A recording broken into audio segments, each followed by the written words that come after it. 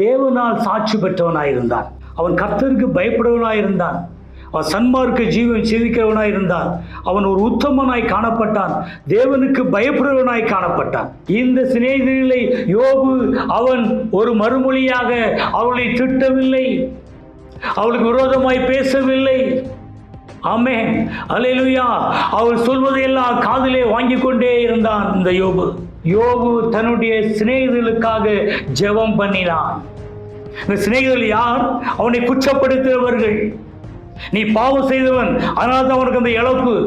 நீ தேவனுக்கு புறமாய் பாவம் செஞ்சுட்ட, அதனால உனக்கு உன்னுடைய பிள்ளைகளை காணும், உன்னுடைய சொத்துக்கள் காணும், எல்லாமே இழக்கப்பட்டு விட்ட என்று சொல்லி தன்னை பழித்தவர்களுக்காக, தனக்கு விரோதமாக சாட்சிகளை சொன்னவர்களுக்காக இந்த யோபு ஜெபம் பண்ணினான் என்று வேதம் சொல்லுது. ஆமென், அல்லேலூயா. எனக்கு கர்மன் தேவனுடைய பிள்ளைகளே, கர்த்தர் இதை கண்டார்.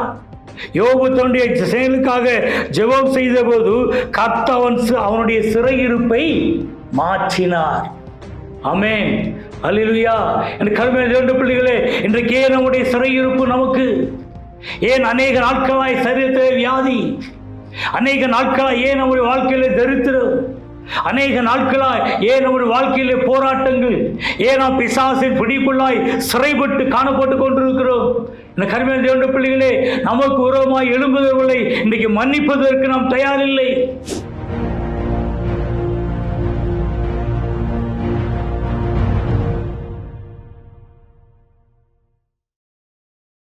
Price the lord. கர்த்தராகிய இயேசு கிறிஸ்துவின் பரிசுத்த நாமத்துக்கு மகிமை உண்டாகட்டும். கர்த்தரும் இரட்சகரும் மீட்பருமான இயேசு கிறிஸ்துவின் நாமத்தினாலே இந்த நாளின் நம்பிக்கையின் வார்த்தை செய்தி வேளைக்கு உங்களை அன்போடு கூட அழைக்கிறேன். கர்த்தர் நல்லவர். இந்த நாளின் நம்பிக்கையின் வார்த்தை செய்திக்கு ஆதாரமாக யோபின் புஸ்தகம் 42ஆம் அதிகாரம் 10வது வசனத்தை நான் உங்களுக்கு வாசிக்கிறேன். யோபு தன் சிநேகிதருக்காக வேண்டுதல் செய்த போது கர்த்தர் அவன் சிறையிருப்பை மாற்றினார். யோபுவுக்கு முன் இருந்த எல்லாவற்றை பார்க்கிலும் இரட்டத்தனையாயும் கர்த்தர் அவனுக்கு தந்தருளினார். ஆமென், அல்லேலூயா. எனக்கு அருமையான தேவனுடைய பிள்ளைகளே, இங்கே யோபு குறித்து நமக்கு நன்றாய் தெரியும். யோபு யார் என்று சொன்னால், நாம் 1ஆம் அதிகாரத்திலே வாசிக்கிற பொழுது தேவனால் சாட்சி பெற்றவனாயிருந்தான். அவன் கர்த்தருக்கு பயப்படுவனாயிருந்தான். அவன் சன்மார்க்க ஜீவன் ஜீவிக்கிறவனாய் இருந்தான். அவன் ஒரு உத்தமனாய் காணப்பட்டான். தேவனுக்கு பயப்படுவனாய் காணப்பட்டான்.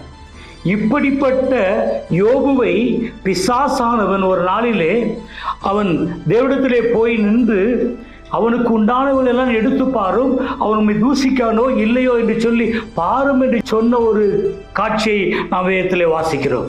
ஆமென், அல்லேலூயா. எனக்கு அருமையான தேவனுடைய பிள்ளைகளே, அப்படி சொன்ன மாத்திரத்திலே தேவன் பிசாசுக்கு கட்டளை கொடுக்கிறார். நீ அவனுடைய ஜீவனை மட்டும் எடுக்கிற உனக்கு அனுமதி இல்லை என்று சொல்லுகிறார். ஆமென். எனக்கு அருமையான தேவனுடைய பிள்ளைகளே, யோபுவை பிசாசு சிறை பிடித்து விட்டான்.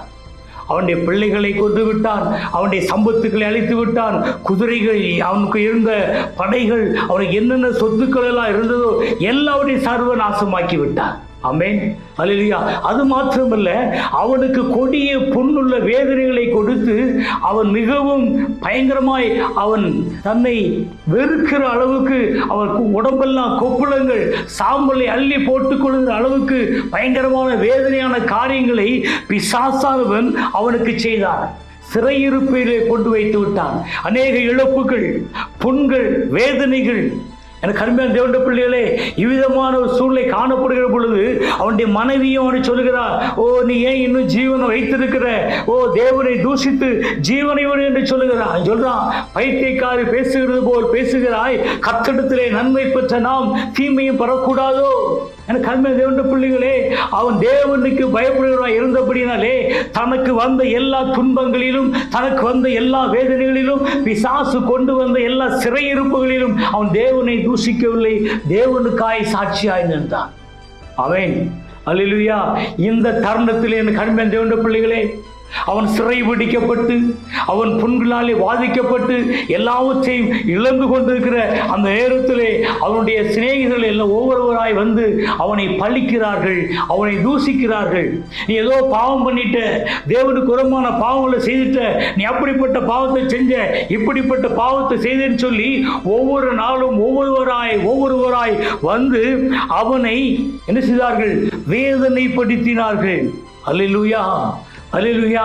என் கர்ம தேவனுடைய பிள்ளைகளே, இந்த சிநேகிதர்களை யோபு அவன் ஒரு மறுமொழியாக அவளை திட்டவில்லை, அவளுக்கு விரோதமாய் பேசவில்லை. ஆமென், அல்லேலூயா. அவள் சொல்வதையெல்லாம் காதிலே வாங்கி கொண்டே இருந்தான் இந்த யோபு. Price the Lord. என் கர்ம தேவனுடைய பிள்ளைகளே, ஒரு காலம் வந்தது, இந்த தன்னுடைய சிநேகிதர்கள் அவனை இப்படி சொல்லுகிற பொழுது, என் கருமையானவர்களே, வேதம் சொல்லுது 42ஆம் அதிகாரம் 10ஆம் வசனத்திலே, யோபு தன்னுடைய சிநேகிதர்களுக்காக ஜெபம் பண்ணினான். இந்த சிநேகிதர்கள் யார்? அவனை குற்றப்படுத்துகிறவர்கள். நீ பாவம் செய்தவன், அதனால தான் உனக்கு அந்த இழப்பு. நீ தேவனுக்கு உரமாய் பாவம் செஞ்சுட்ட, அதனால உனக்கு உன்னுடைய பிள்ளைகளை காணும், உன்னுடைய சொத்துக்கள் காணும், எல்லாமே இழக்கப்பட்டு விட்ட என்று சொல்லி தன்னை பழித்தவர்களுக்காக, தனக்கு விரோதமாக சாட்சிகளை சொன்னவர்களுக்காக இந்த யோபு ஜெபம் பண்ணினான் என்று வேதம் சொல்லுது. ஆமென், அல்லேலூயா. என் கர்ம தேவனுடைய பிள்ளைகளே, கர்த்தரை கண்டார்.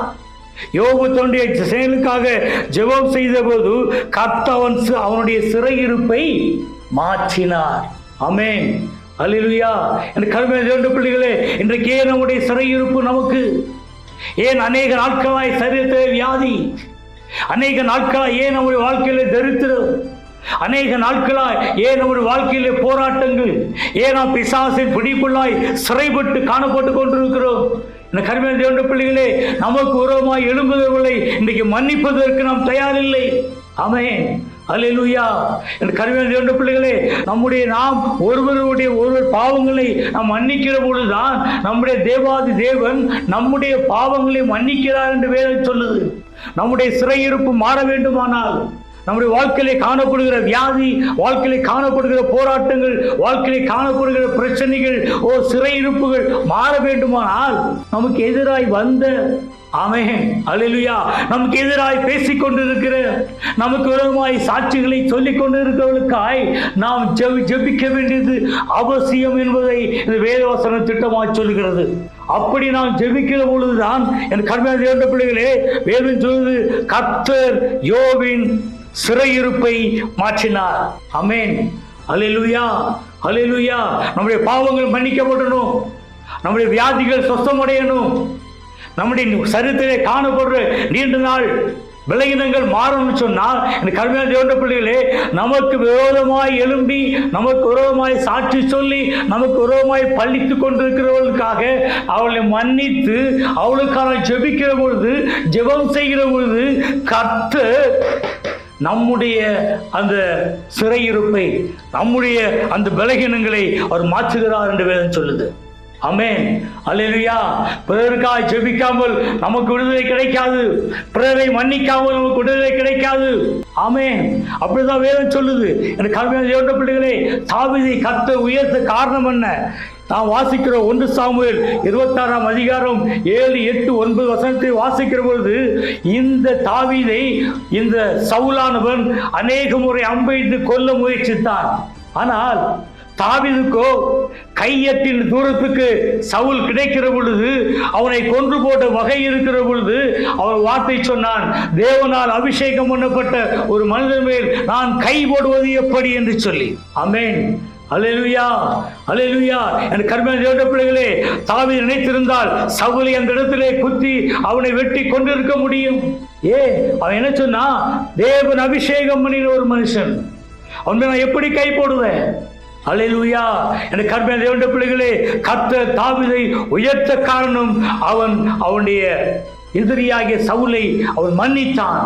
அவன் மேல் கைபோட அவன் எத்தனம் கொள்ளவில்லை. என் கர்ம தேவனுடைய பிள்ளைகளே, பிரைஸ் தி லார்ட்.